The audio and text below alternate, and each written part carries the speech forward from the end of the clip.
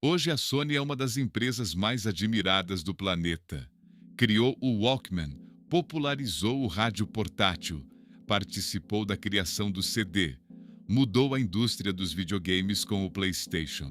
Milhões de pessoas conhecem a marca, mas quase ninguém conhece seu primeiro produto, porque ele foi um fracasso completo. E talvez seja exatamente por isso que a Sony exista hoje. O Japão estava destruído, cidades inteiras haviam desaparecido, fábricas estavam em ruínas. A economia praticamente não existia. Era difícil imaginar que daquele cenário surgiria uma das empresas mais inovadoras da história. Foi nesse contexto que dois homens decidiram abrir uma pequena oficina, Masaru Ibuka e um jovem chamado Akio Morita. Eles não tinham dinheiro, não tinham equipamentos modernos, nem investidores, tinham apenas conhecimento, curiosidade e uma vontade enorme de construir algo diferente. A empresa ainda nem se chamava Sony. Seu nome era Tokyo Tsushin Kogyo. Eles precisavam vender alguma coisa, qualquer coisa. Então, decidiram fabricar uma panela elétrica de arroz. A ideia parecia boa. As famílias japonesas precisavam cozinhar. Havia demanda, mas havia um problema. A panela não funcionava direito. Às vezes o arroz queimava, outras vezes ficava cru. O produto simplesmente não era confiável. Foi um fracasso comercial. Praticamente ninguém queria comprar. Imagine a cena. Você acaba de fundar uma empresa. Seu primeiro produto fracassa completamente. É exatamente nesse momento que muitas empresas desaparecem. Mas aqui o Morita enxergava aquilo de outra forma. O problema não era fracassar. O problema seria parar de experimentar. Existe uma frase atribuída a Akio Morita que resume toda a cultura da Sony. Nunca copie os outros. Descubra aquilo que eles ainda não enxergaram. Enquanto muitas empresas perguntavam: o que o mercado quer? A Sony fazia outra pergunta: o que o mercado ainda nem sabe que pode querer? Essa pequena diferença mudou a história da tecnologia. Na década de 50, surgiu uma oportunidade. Os transistores estavam começando a aparecer, mas quase ninguém acreditava neles. Os rádios da época utilizavam válvulas. Eram grandes, pesados, consumiam muita energia. A Sony decidiu apostar justamente na tecnologia que todos ignoravam. Foi um enorme risco. O transistor ainda tinha problemas, mas Akio Morita acreditava que o futuro pertencia aos aparelhos menores, mais leves, mais pessoais. Durante meses, a equipe trabalhou até conseguir miniaturizar o rádio. Nascia o primeiro rádio portátil realmente popular. Foi um sucesso mundial.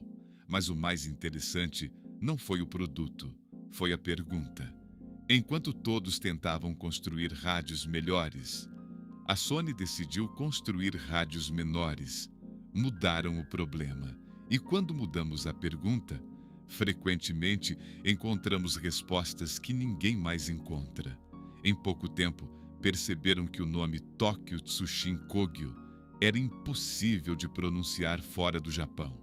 Akio Morita queria conquistar o mundo. Então tomou outra decisão arriscada.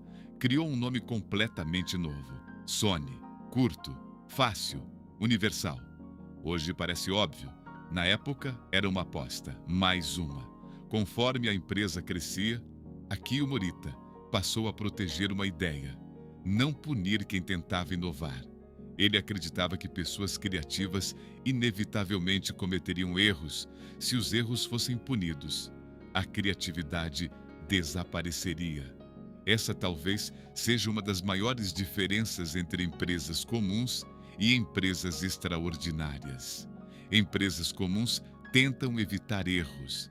Empresas extraordinárias tentam aprender mais rápido. No final da década de 70, outra ideia considerada absurda apareceu. Um aparelho que reproduzia música, mas não gravava. Executivos disseram que ninguém compraria. Quem iria querer um gravador que não grava?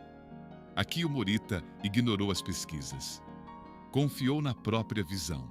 Nascia o Walkman, mais uma revolução, mais uma categoria de produto que ninguém havia pedido. Depois vieram inúmeras inovações: televisores, câmeras, CD, PlayStation, sensores de imagem. Mas todas essas conquistas nasceram muito antes. Nasceram naquele pequeno escritório onde dois homens decidiram que fracassar fazia parte do caminho. Existe uma diferença enorme entre empresas que copiam tendências e empresas que criam tendências. As primeiras esperam o mercado mostrar o caminho. As segundas constroem o caminho. Aqui o Morita entendia que inovação não nasce da certeza, nasce da curiosidade, da coragem de experimentar, da disposição para parecer errado antes de provar que estava certo. Talvez o maior erro seja acreditar que grandes empresas nasceram grandes. A Sony nasceu vendendo um produto que quase ninguém queria. Seu primeiro sucesso não foi um rádio, nem um Walkman. Foi construir uma cultura onde experimentar era mais importante do que acertar de primeira. Porque produtos podem fracassar, projetos podem fracassar, até empresas podem fracassar. Mas enquanto a curiosidade continuar viva, sempre existirá uma nova tentativa. E talvez seja exatamente isso que separa empresas comuns daquelas que mudam o mundo. Se você gostou desta história, inscreva-se no canal. Toda semana trazemos histórias reais de pessoas que transformaram fracassos em inovação, disciplina e legado. Porque no fim, a inovação não nasce da perfeição. Ela nasce da coragem de tentar,